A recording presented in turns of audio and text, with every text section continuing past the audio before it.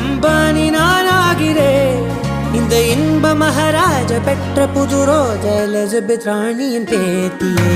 தாயே தாயே மகளன வந்தாய், தந்தை சிந்தை நலமுற வந்தாய்.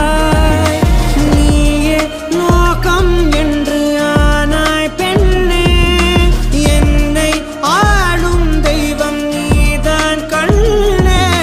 பெற்றது நானா இல்லை உன் மகனே நானம்மா.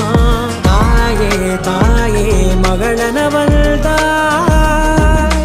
தந்தை சிந்தை நலமுற வந்தாய்.